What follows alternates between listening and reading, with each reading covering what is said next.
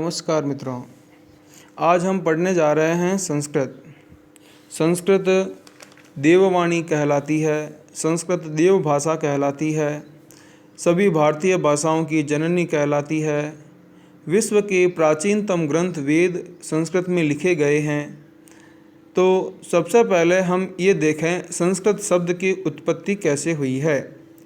संस्कृत शब्द की उत्पत्ति सम, कृ और कृत, सम उपसर्ग, कृ धातु और कृत प्रत्यय से संस्कृत शब्द बना है। और उपसर्ग जो है धातु से पहले प्रयोग में आते हैं, प्रत्यय धातु के बाद में प्रयोग होता है। इस प्रकार संस्कृत शब्द का निर्माण होता है। संस्कृत को सभी भारतीय भाषाओं की जननी कहा जाता है।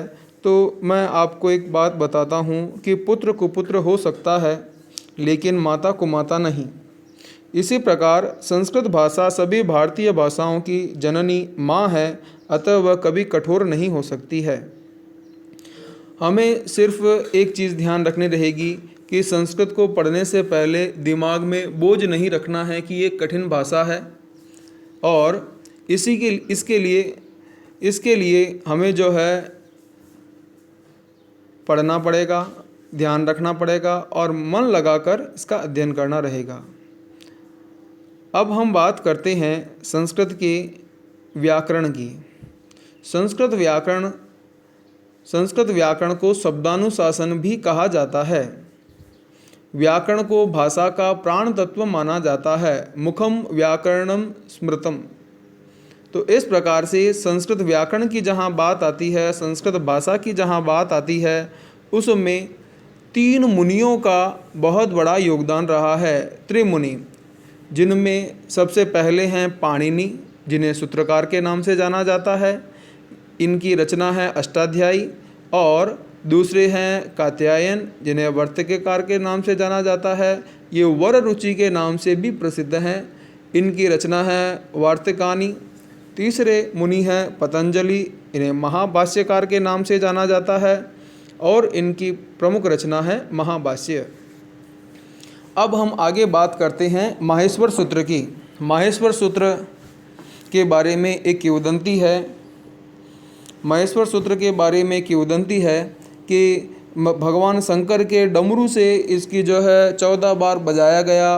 उन ध्वनियों को महर्षि पाणिनि ने सुना और उनको जो है व्याकरण का निर्माण करके सूत्रों का प्रयोग उन्होंने किया।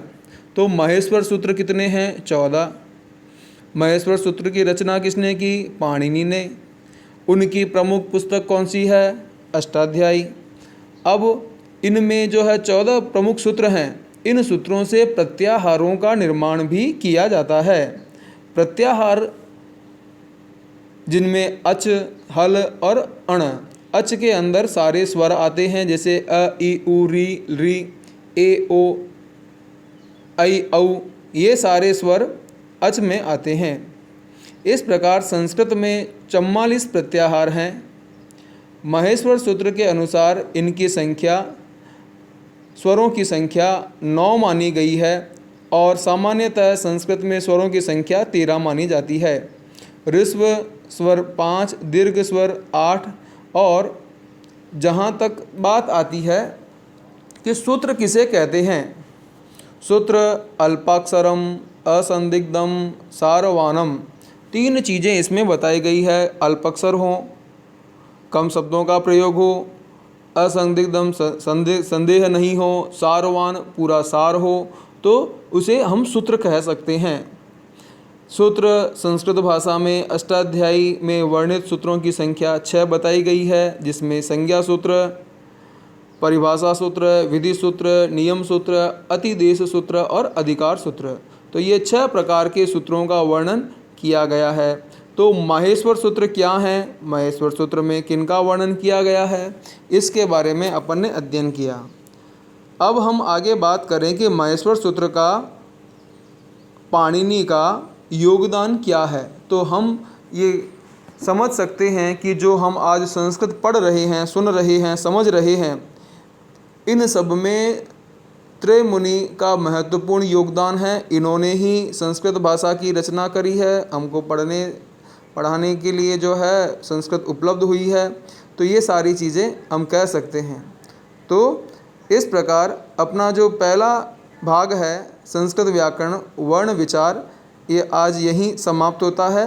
अगला भाग हम कल देखेंगे वर्ण विचार भाग 2 में। धन्यवाद।